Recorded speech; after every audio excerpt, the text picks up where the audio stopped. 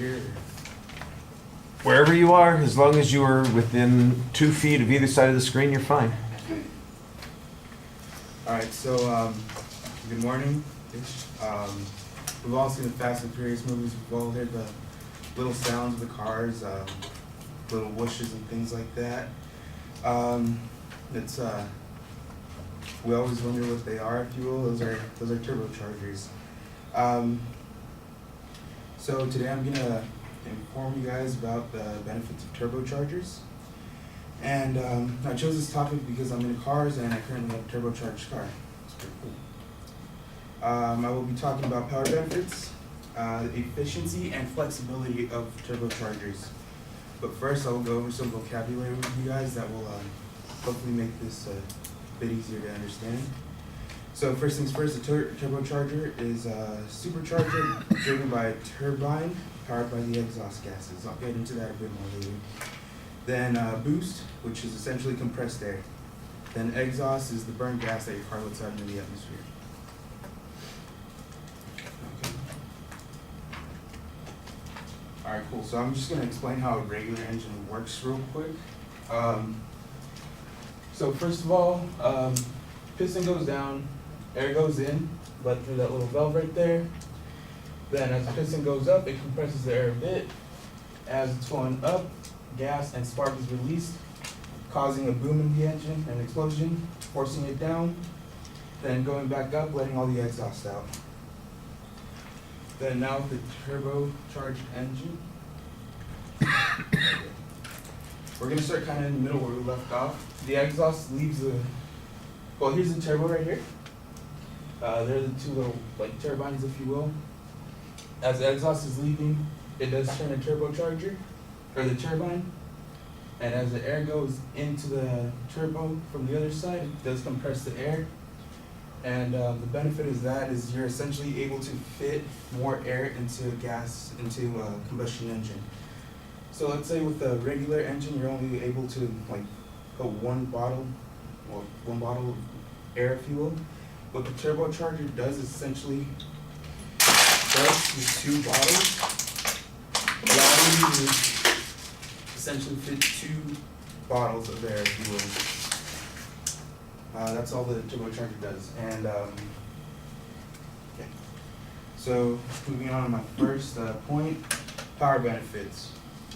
So with turbochargers, with engines, more air equals more power. If you have more air in the engine, you're allowed to get a bigger spark and bigger, more gas in there, so a bigger explosion. Again, equaling more power. And also, cars that are turbocharged versus cars that are not turbocharged. For instance, my car, 2011 335i, putting out about 300 horsepower. Same car, same engine, without a turbo, putting out around 230 horsepower. Obviously, some tuning is involved in that, and different parts, but that's mostly coming from the turbocharger. Now we're going to move on to efficiency of the engine. So, a regular combustion engine is not all that efficient.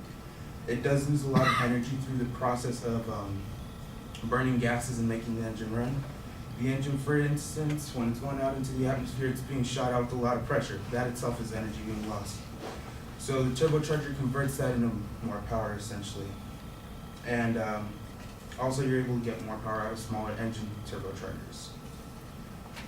Alright, now we're going to move on to efficiency.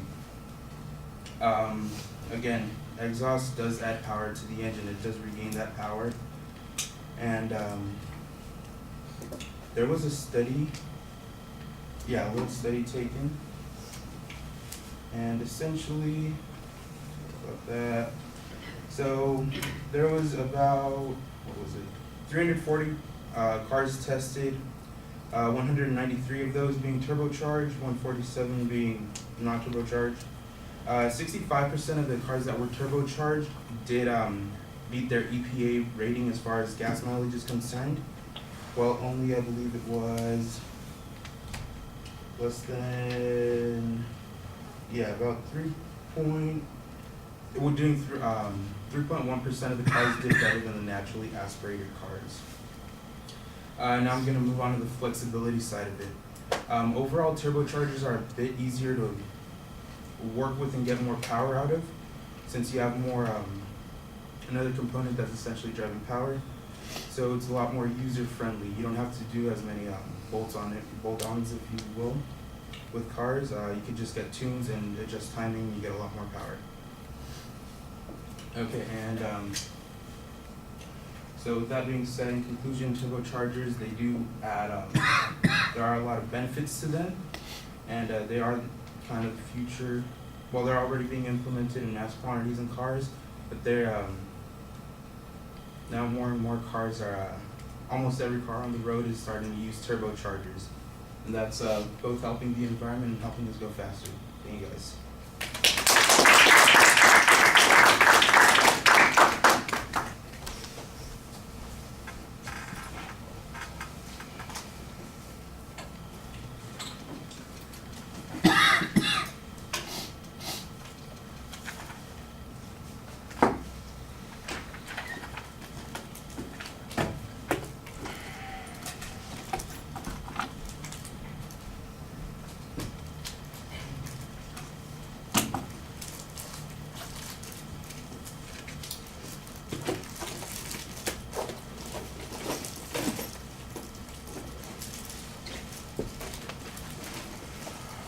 All right, RJ, what did you think? So, the volume, your volume, do I talk directly to him or do I just talk? Just speak loud enough that the camera can pick it up, and he'll probably hear it too. Your volume was kind of low throughout your speech, but we can still hear you. Your topic was clear and it was about turbocharging cars and how it's beneficial. I liked how you gave us vocab so we could understand your terms. And the visuals to show how it works was pretty nice, but you kind of started talking to the board. And your personal experience is good because it shows you know your stuff, and the transitions were there, and we could tell that you were switching topics every time.